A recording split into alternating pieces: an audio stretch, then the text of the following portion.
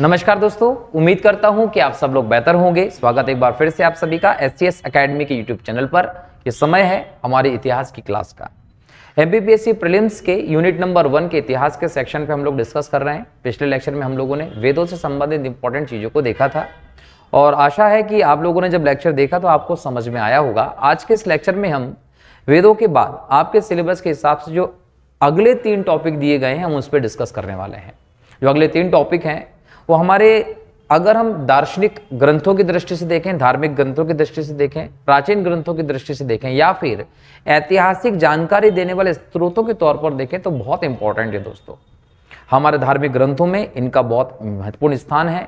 हमें पुराने समय के विधि विधान, अनुष्ठान, रीति रिवाज के बारे में इनसे जानकारी विशेष रूप से मिलती है और चूंकि ये लिखित हैं ऋषि मुनियों के द्वारा तो इनकी प्रमाणिकता पर भी कोई प्रश्न चिन्ह नहीं है, कोई आप संदेह नहीं कर सकते।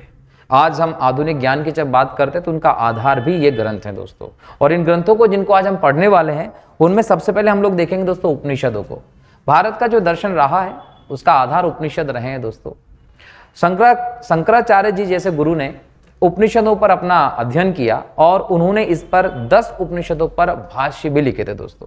तो उपनिषद बहुत इंपॉर्टेंट सेक्शन है हमारे देश के साहित्यिक व्यवस्था का। इसको हम लोग देखेंगे कितनी संख्या है, क्या क्या है इससे संबंधित व्यवस्थाएं। इसके बाद हम लोग देखेंगे दोस्तों आरण्यक। आरण्यक भी हमारे देश में इंपॉर्टेंट ग्रंथ हैं। इनके बारे में देखेंगे कि क्या है, कब कब रचे गए, कौन कौन से होते हैं। और लास्ट टॉपिक देखेंगे हम ब्राह्मण ग्रंथ। तो ये तीनों टॉपिक MPPSC प्रीलिम्स के सिलेबस जो है इतिहास का यूनिट नंबर 1 उसमें दिए गए हैं, इसलिए हम इन पे डिस्कशन डिटेल में करेंगे। ठीक है, तो सबसे पहला टॉपिक लेते हैं। पहला टॉपिक है आपका उपनिषद दोस्तों। उपनिषद का अगर शाब्दिक अर्थ देखा जाए तो इसका शाब्दिक अर्थ होता है समीप बैठना। और इस आधार पर जब इसकी परिभाषा निकाली जाती है तो ये होता है कि जब गुरु के समीप बैठकर, ऋषियों के समीप बैठकर शिष्य ने ज्ञान प्राप्त किया उसे ही उपनिषद कहा गया। उपनिषदों में गुरु शिष्य या ऋषि और शिष्यों के बीच के गुण संवाद को जगह दी गई है और इनके माध्यम से चीजों का हल निकाला गया है। इसके माध्यम से वेदों के मर्म को समझने का प्रयास किया जाता है दोस्तों। तो उपनिषद हमारे देश के साहित्यिक इतिहास के बहुत इंपॉर्टेंट ग्रंथ हैं। अगर इनकी संख्या देखें 108 उपनिषदों की संख्या दोस्तों है और इनमें से 12-13 उपनिषद बहुत इंपॉर्टेंट है, उनको हम लोग अगली स्लाइड में देखेंगे। लेकिन यहां पर यह समझना होगा कि उपनिषद में दिया क्या है, इसका केंद्रीय विषय क्या है। तो दोस्तों इसमें आत्मा और ब्रह्म को लेकर जो सिद्धांत वो दिए गए हैं। हमारे व्यवहारिक प्रश्न जो होते हैं उन प्रश्नों के उत्तर इसमें दिए गए हैं, जैसे इस सृष्टि की रचना कैसे हुई, ईश्वर का स्वरूप क्या है, जीव क्या होता है, मृत्यु के बाद जीव का क्या होता है। ये सारे के सारे जो प्रश्नों के उत्तर हैं उस समय में ऋषियों के द्वारा दिए गए हैं, जिनको उपनिषदों में लिखा गया दोस्तों। उपनिषद इतने महत्वपूर्ण ग्रंथ हैं दोस्तों कि समय समय पर इनको लेकर इनके अनुवाद भी हमें देखने को मिलते हैं। जिसमें हम जब मध्यकाल में देखते हैं तो एक शासक मिलता है हमें जिसका नाम है दारा शिकोह। दारा शिकोह जो है शाहजहां का पुत्र था। मध्यकाल में इसे सबसे विद्वान मुगल शासक के तौर पर जाना जाता था। इसने सिर-ए-अकबर नाम से 52 उपनिषदों का फारसी में अनुवाद भी करवाया था दोस्तों। तो हमारे प्रमाणित ग्रंथ हैं और इनमें आत्मा और अनात्मा के तत्वों को निरूपित किया गया है। वेदों के गूढ़ रहस्य को इसमें समझाया गया है। इसके माध्यम से हम इन सभी इंपॉर्टेंट प्रश्नों का उत्तर पाते हैं। इन्हें वेदांत दर्शन भी कहते हैं दोस्तों। वेदांत दर्शन कहने का आधार यह है कि ये वेदों के अंत में लिखे गए, वेदों का अंतिम भाग है, इसलिए इनको वेदांत कहते हैं। और भारत में जो भी दार्शनिक विचार आए हैं, भले वो वेदांत दर्शन के हों, वो जैन परंपरा के हों, वो बौद्ध परंपरा के हों, सभी का मूल आधार उपनिषद ही है, जिनका रचना काल लगभग 1000 ईसा पूर्व से हम लोग 300 ईस्वी के मध्य देखते हैं दोस्तों। 1000 ईसा पूर्व से 300 ईस्वी के मध्य देखते हैं। इंपॉर्टेंटली इन्हें गद्य और पद्य दोनों में लिखा गया। तो एग्जाम में पूछेगा कि उपनिषद गद्य में लिखे गए हैं कि पद्य में लिखे गए, तो उपनिषदों की रचना गद्य में भी की गई है और पद्य में भी की गई है। और इनकी जो मूल शिक्षा है, मूल शिक्षा जो है वो क्या बताई गई है कि ब्रह्म को, जीव को प्लस जगत, ब्रह्म जीव जगत, इन तीनों को जान लीजिए, इन तीनों का ज्ञान प्राप्त कर लीजिए, यही इसकी मूल शिक्षा है। आत्मा और ब्रह्म का मिलन जो है वो इनका मूल केंद्रित सिद्धांत है। और यह भी कहा गया कि जब प्रश्न पूछा जाता है कि मनुष्य जीवन का अंतिम लक्ष्य क्या होना चाहिए, तो उसका बहुत ही सरलता के साथ उपनिषदों में वर्णन किया गया है कि मनुष्य के जीवन का अंतिम लक्ष्य है कि वो अपने कर्मों के माध्यम से आत्मा को उस परमात्मा में लीन कर दे, उसे मोक्ष की प्राप्त हो जाए, और इसी व्यवस्था के तहत उसे सर्वोच्च सुख की प्राप्ति होती है। तो जब आप पूछेंगे कि सर्वोच्च सुख क्या है, तो उसका वर्णन भी उपनिषदों में किया गया है दोस्तों। तो ये उपनिषदों के विषय, उनमें वर्णित चीजों को मैंने यहां बताया। संस्कृत में लिखे गए मूल ग्रंथ हैं दोस्तों, ये भी आप लोगों को ध्यान रखना, वैदिक संस्कृत में इनकी रचना की गई थी ऋषियों के द्वारा। अपने दर्शन को, अपने विचारों को इनमें वर्णित किया गया है। चिंतन मनन की पूरी व्यवस्थाएं जो हैं वो इसमें वर्णित की गई हैं, ये ध्यान रखेंगे। यहां उपनिषद 108 है। एग्जाम में आपसे क्वेश्चन पूछा जा सकता है कि किस उपनिषद में किस चीज को वर्णित किया गया है। तो हमने यहां कुछ इंपॉर्टेंट उपनिषदों को लिखा है जिसमें कुछ महत्वपूर्ण जानकारियां हैं दोस्तों। जैसे श्वेताश्वर उपनिषद जो है ये रुद्र से संबंधित है, रुद्र भगवान शिव को कहा गया, तो उनसे संबंधित ये उपनिषद हमें मिलता है।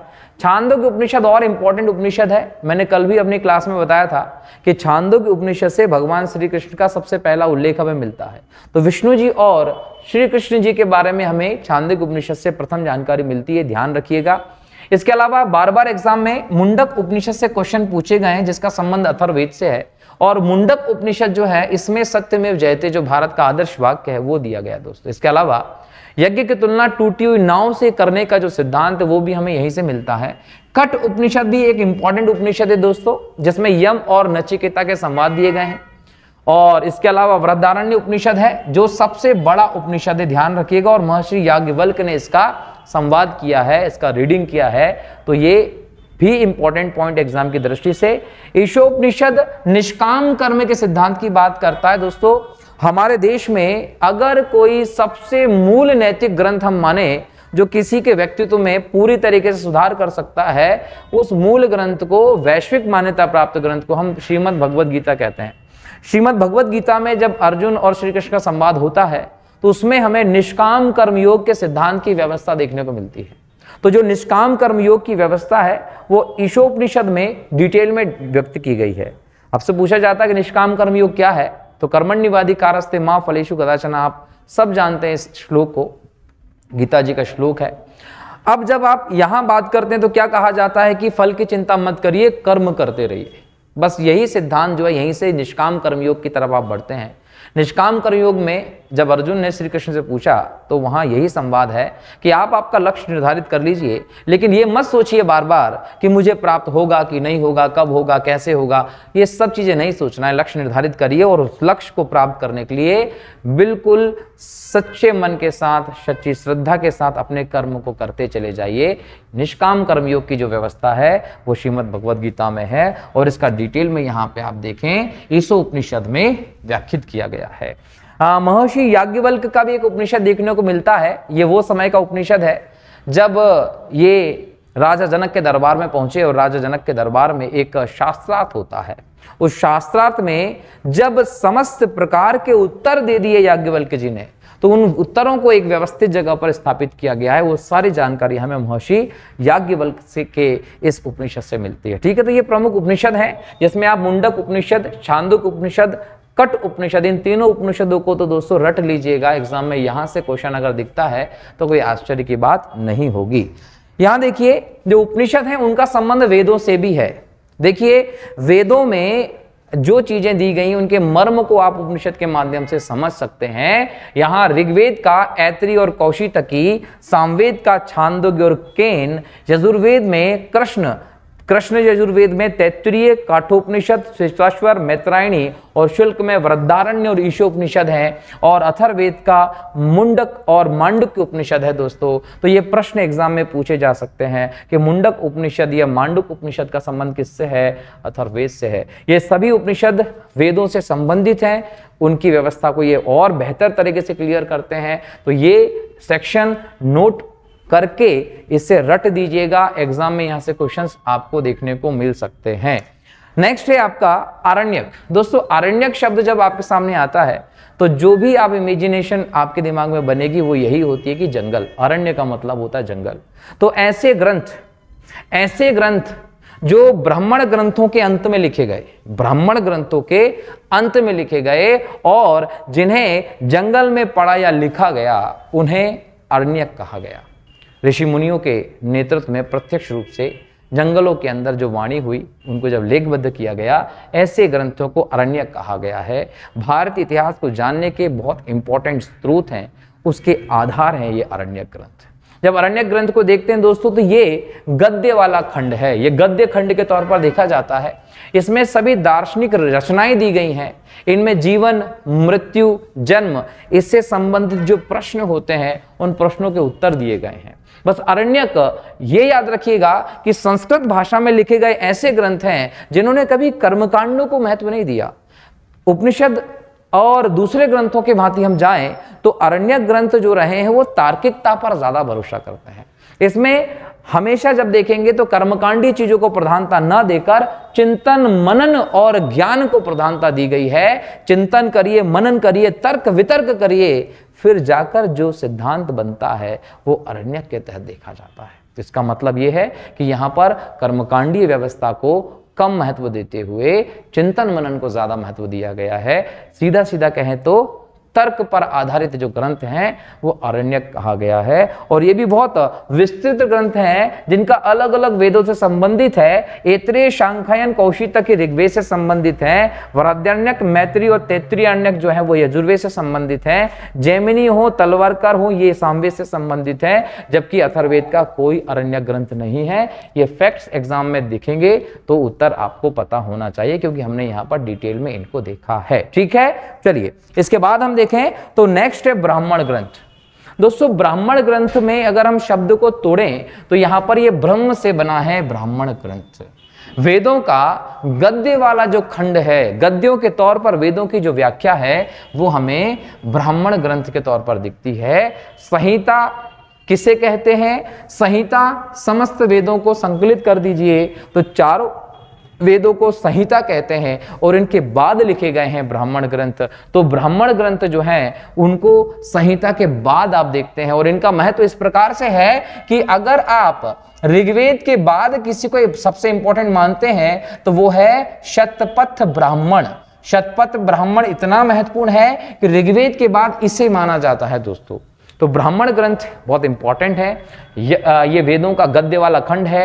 अब यहां पर ये ब्रह्म शब्द से आया है, इसका मतलब क्या है हम वो जान लें। तो याद रखिएगा कि वेदों के जो यज्ञ और कर्मकांड की व्यवस्था दी गई है, उनकी विधि विधान, उनकी क्रियाओं को समझाने के लिए, व्यवस्थित तरीके से बताने के लिए इन ग्रंथों की रचना की गई है। मतलब वेदों के कर्मकांडों को, यज्ञ के अनुष्ठानों को, विधि विधान को, क्रियाओं को समझने के लिए टीका के तौर पर, वेदों पर टीका के तौर पर सरलीकृत रूप में जिन ग्रंथों की रचना की गई है वे ब्राह्मण ग्रंथ हैं और बहुत इंपॉर्टेंट ब्राह्मण ग्रंथ हैं। सभी वेदों के अलग अलग ब्राह्मण ग्रंथ हमें देखने को मिलते हैं दोस्तों। जैसे देखिए ऋग्वेद में ऐत्रेय और कौशितकी ब्राह्मण ग्रंथ हैं, याद रख लीजिएगा।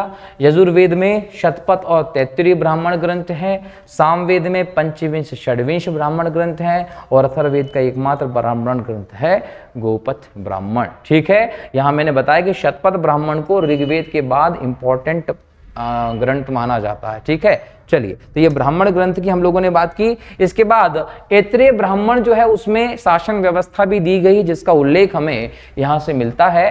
शासन व्यवस्था में विभिन्न क्षेत्रों में पूरे व्यवस्था को बांटा गया था, जिसमें बोला गया था पूर्व के क्षेत्र को आप साम्राज्य कहते थे, जिसका प्रमुख जो होता था उसको सम्राट की उपाधि दी जाती थी।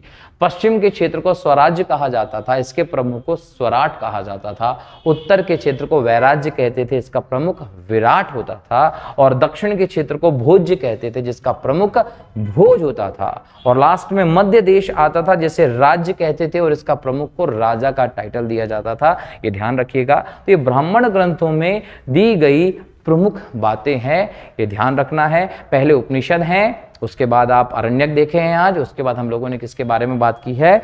ब्राह्मण ग्रंथों के बारे में बात की है। जो हमारे साहित्यिक इतिहास की बात करें, संस्कृति की बात करें, उसमें बहुत इंपॉर्टेंट ग्रंथ हैं और एग्जाम में यहाँ से क्वेश्चंस आपको जरूर देखने को मिलेंगे। तो इस पूरे लेक्चर को ध्यान से सुनकर लिखिए दोस्तों, और अपने दोस्तों के साथ इसको शेयर ज़रूर कीजिएगा, क्योंकि एमपीपीएससी प्रीलिम्स 2024 के लिए बहुत महत्वपूर्ण होने वाला है। ये डेटा आपको आसानी से मिलेगा नहीं, क्वेश्चन कैसे आएंगे वो समझ में नहीं आता है, इसलिए सभी लोगों से शेयर कीजिए ताकि ज़्यादा से ज़्यादा लोग इसको देखें।